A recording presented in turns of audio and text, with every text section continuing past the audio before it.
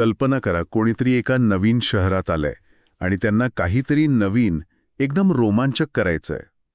समजा mountain running, म्हणजे डोंगर दऱ्यांमध्ये धावायचं.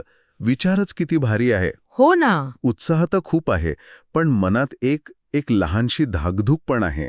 अच्छा. मग त्यांना एका नवशिक्यांच्या ग्रुपबद्दल कळतं, पण तिथे जायला मन धजावत नाही. का? काय विचार येतो मनात? तेच, मी तर अगदीच नवीन आहे, धावताना पडलो तर, माझ्याकडून काही चुका झाल्या तर, आणि सगळ्यात महत्त्वाचं, लोक काय म्हणतील. ही भावना खूप ओळखीची वाटते नाही का? हो, अगदी. आणि ही भावना फक्त खेळापुरती नसते. म्हणजे नवीन नोकरीचा पहिला दिवस घ्या, हो, एखादं नवीन वाद्य शिकायला सुरुवात करणं, किंवा अगदी नवीन भाषेत बोलायचा पहिला प्रयत्न. बरोबर. या प्रत्येक ठिकाणी ही नवशिके असण्याची भीती आपल्याला मागे खेचते. गोंधळ, स्वतःच्या क्षमतेबद्दल शंका, चुकांमुळे येणारी निराशा. अगदी, आणि इतरांच्या नजरेत आपण कमी ठरू ही भीती. या सगळ्या भावनांचे एक विचित्र कॉकटेल तयार होतं. आणि आजची आपली सखोल चर्चा याच विषयावर आहे. आपण सगळेच या सुरुवातीच्या टप्प्याला एक शिक्षा किंवा एक अवघड डोंगर मानतो, जो लवकरात लवकर पार करायचा आहे.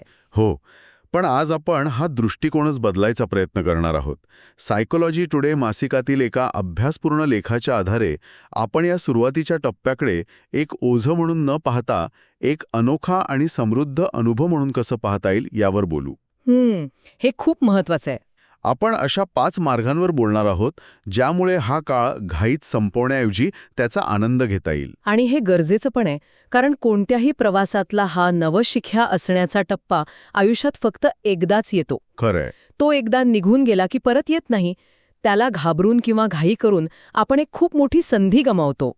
चला तर मग या सुरुवातीच्या टप्प्यामागचा मानसशास्त्र समजून घेऊया. चला तर मग थेट पहिल्या मुद्द्यावर येऊया, जो मला खूपच विरोधाभासी पण तितकाच महत्वाचा वाटतो. तो म्हणजे अदृश्य राहण्याचा प्रयत्न करू नका. ही एक नैसर्गिक प्रवृत्ती आहे की नाही, की जोपर्यंत मी यात तरबेज होत नाही तोपर्यंत मी कोणाच्या नजरेत येऊ नये. अगदी. मी शांतपणे कोपऱ्यात उभं राहून सगळं शिकेन. हो. ही एक आपण म्हणू शकतो की संरक्षण यंत्रणा आहे, एक डिफेन्स मेकॅनिझम. अच्छा. आपल्याला वाटतं की जर आपण दिसलोच नाही तर आपल्या चुकाही दिसणार नाहीत आणि आपण टीकेपासून वाचू. पण हाच विचार प्रगतीच्या आड येतो. जेव्हा आपण स्वतःला इतरांपासून लपवतो तेव्हा आपण मदतीचे, मार्गदर्शनाचे आणि सगळ्यात महत्त्वाचं म्हणजे सामाजिक पाठिंब्याचे सर्व दरवाजे स्वतःसाठी बंद करून घेतो. आपण एकटे पडतो. हो, आणि एकट्याने शिकायला खूप जास्त वेळ आणि ऊर्जा लागते. पण मनात ती भीती असतेच ना, मी काहीतरी मूर्खासारखा प्रश्न विचारला तर, हो, ती असते. किंवा माझ्यामुळे इतरांच्या वेळेचं नुकसान झालं तर. या विचारांवर मात कशी करायची? हा खूप चांगला प्रश्न आहे. इथे आपल्याला आपली मानसिकता बदलावी लागेल. म्हणजे त्यामुळे आपले प्रश्न नंतर आपल्यालाच कदाचित बालिश वाटू शकतील. बरोबर. पण तो त्या प्रक्रियेचाच एक भाग आहे. चुका दिसतील या भीतीपेक्षा प्रगती करण्याला जास्त महत्त्व द्यायला हवं. आपल्या त्या काल्पनिक माउंटेन रनरनी जर विचारलं की श्वास कसा घ्यायचा किंवा कोणते शूज छान आहेत, हो, तर त्याला कोणी हसणार नाही, उलट मदतच करेल. म्हणजे स्वतःला सुरक्षित ठेवण्याच्या नादात आपण स्वतःलाच वेगळं पाडतो. एक्झॅक्टली. आणि याच मुद्द्याला जोडून पुढचा मुद्दा येतो, जो या प्रवासाला अधिक आनंददायी बनवतो. न्यूबी गेन्सचा आनंद घ्या आणि आठवणी जतन करा. ही न्यूबी गेन्सची संकल्पना मला खूप आवडते. हो, आणि ते खूप प्रेरणादायी आहे. न्यूबी गेन्स म्हणजे काय, तर कोणतीही नवीन गोष्ट शिकताना सुरुवातीच्या काळात होणारी आश्चर्यकारक आणि जलद प्रगती. तो काळ असतो जेव्हा अगदी थोड्याशा प्रयत्नांनीही खूप मोठं काहीतरी साध्य झाल्यासारखं वाटतं. उदाहरणार्थ जिममध्ये पहिल्यांदा गेलेल्या व्यक्तीची ताकद. हो, सुरुवातीच्या काही आठवड्यात झपाट्याने वाढते. किंवा गिटार शिकणाऱ्याला पहिली कॉर्ड वाजवता येणं. हे जगातलं सर्वात मोठं यश वाटतं. अगदी. हीच ती न्यूबी गेन्सची जादू आहे. मला आठवतंय, मी जेव्हा पहिल्यांदा पोहायला शिकत होतो तेव्हा पाण्यावर तरंगता येणं हे ऑलिम्पिक मेडल जिंकल्यासारखं वाटलं होतं. बरोबर. नंतर कितीही मोठी प्रगती झाली तरी त्या पहिल्या यशाची सर नव्हती. आणि गंमत म्हणजे आपण हे क्षण किती लवकर विसरून जातो. हो ना. नेमका हाच मुद्दा आहे. ही जलद प्रगती नंतरच्या काळात खूप मंदावते, तेव्हा सुरुवातीच्या दिवसांची आठवण खूप मोलाची ठरते. आपल्याला वाटतं की आपला सुरुवातीचा संघर्ष, ते छोटे छोटे विजय आपल्या कायम लक्षात राहतील. पण तसं होत नाही. आपली स्मरणशक्ती आपल्याला दगा देते. हो, म्हणूनच ह्या आठवणी जाणीवपूर्वक जतन करणं खूप महत्वाचं आहे. आणि ते कसं करता येईल? म्हणजे काय डायरी वगैरे लिहायची का? डायरी हा एक उत्तम पर्याय आहेच, पण आजच्या काळात आपल्याकडे अजून सोपे मार्ग आहेत. जसे की? प्रत्येक आठवड्यानंतर स्वतःचा एक छोटा व्हिडिओ रेकॉर्ड करा. त्यात सांगा की या आठवड्यात काय नवीन शिकलात, काय जमलं, कुठे अडलात, अच्छा. किंवा फक्त व्हॉइस नोट्स रेकॉर्ड करा. आजचा संघर्ष ही उद्याची प्रेरणादायी कथा बनते. काही वर्षांनी जेव्हा तुम्ही मागे वळून पाहाल, तेव्हा त्या गोंधळलेल्या, धडबडणाऱ्या पण प्रयत्न न सोडणाऱ्या स्वतःच्या त्या रूपाचा प्रचंड अभिमान वाटेल. अगदी आज जे अवघड वाटतंय तेच उद्या तुमच्या यशाच्या कथेचा एक महत्वाचा भाग असेल. म्हणजे एकदा का आपण या न्यू बिगिन्सचा आनंद घ्यायला लागलो की अजून शिकण्याची भूक वाढते आणि मग आपण माहिती शोधायला लागतो. बरोबर.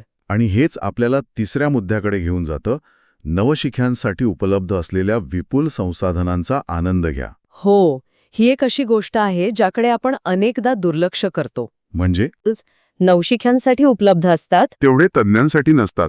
बरोबर. याचा अर्थ असा की अनुभवी लोकांना नवीन लोकांना शिकवायला आवडतं. त्यांच्याकडे ज्ञानाचा खजिना आहे आणि तो वाटायला ते उत्सुक आहेत. ही एक सुवर्ण संधी आहे, पण इथे एक अडचण येते. कोणती? इंटरनेटवर माहितीचा महापूर आहे. हजारो व्हिडिओ, लेख, ॲप्स. यात नेमकं काय निवडावं आणि सुरुवात कुठून करावी हेच कळत नाही. हे खरंय. आणि बऱ्याचदा असं होतं की व्हिडिओमध्ये एखादी गोष्ट खूप सोपी दिसते, पण प्रत्यक्षात करायला गेलो की जमत नाही आणि मग निराशा येते. तुम्ही अगदी अचूक मुद्दा मांडला. इथेच एक महत्वाची गोष्ट समजून घ्यायला हवी. कोणती?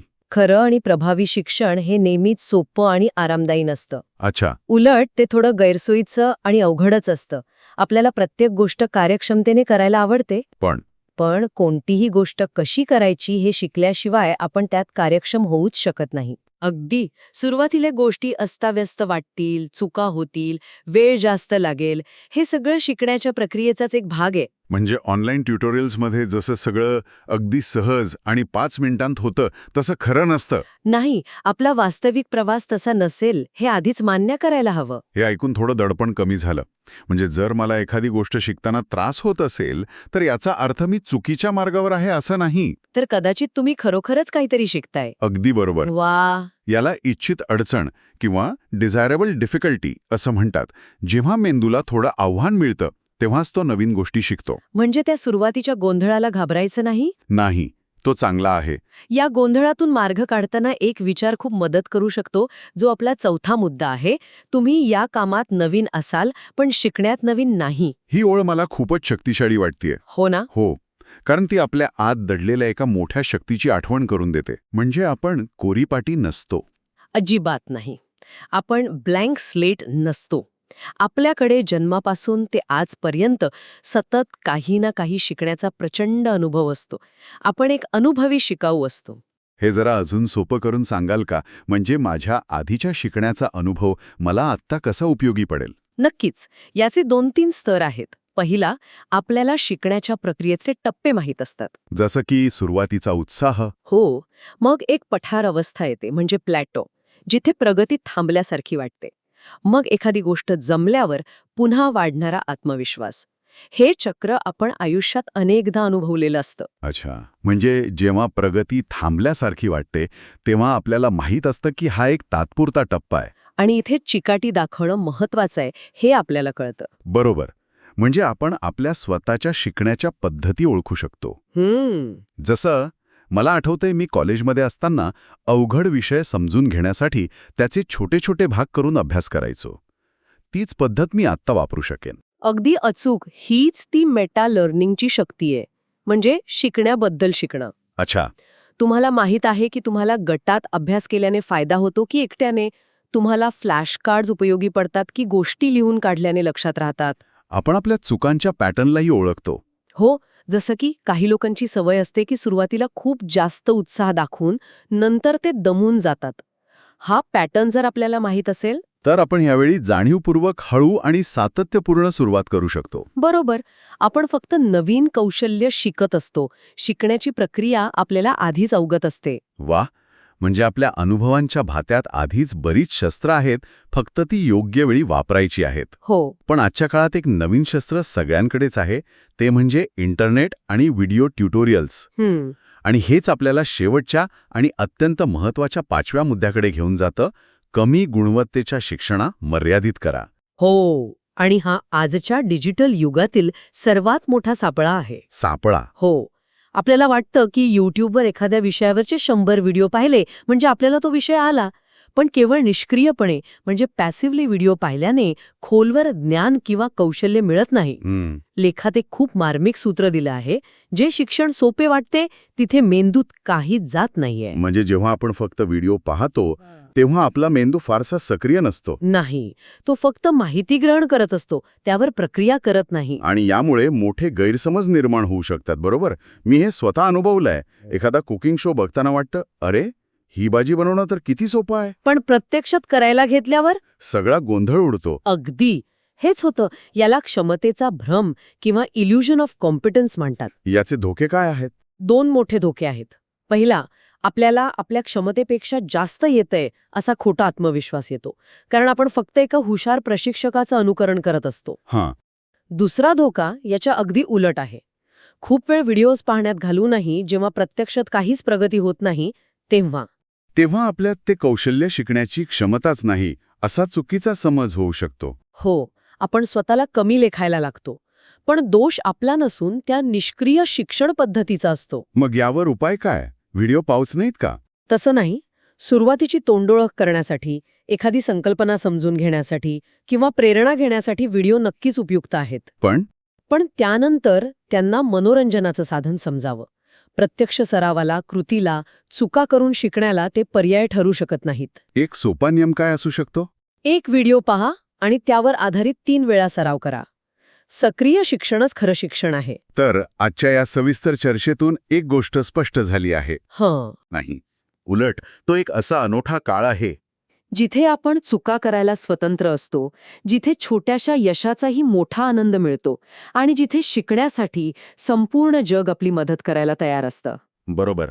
चुकांना न घाबरता लोकांमध्ये मिसळणे, आपल्या न्यूबी गेन्सच्या प्रवासाची नोंद ठेवणे, आपल्या जुन्या शिकण्याच्या अनुभवांचा खजिना वापरणे आणि व्हिडिओ पाहण्याच्या मोहात न पडता सक्रिय सरावावर भर देणे. या गोष्टी लक्षात ठेवल्या तर हा सुरुवातीचा काळ भीतीदायक नाही, तर एक रोमांचक साहसासारखा वाटेल. हो, हा गोंधळ आणि चुकांचा नसून जलद प्रगतीचा, नवीन गोष्टी शोधण्याचा आणि स्वतःला एका नवीन भूमिकेत पाहण्याचा काळ आहे. ही चर्चा संपवताना एक विचार सोडून जाऊ इच्छितो. जेव्हा तुम्ही काही वर्षांनी मागे वळून पाहाल तेव्हा तुम्हाला आजच्या या सुरुवातीचा संघर्षाची आणि धडपडीची आठवण कशी यायला आवडेल? एक अशी कहाणी म्हणून जिथे तुम्ही घाबरून मागे हटलात, एक अशी कहाणी म्हणून जिथे तुम्ही धैर्याने सामोरे गेलात.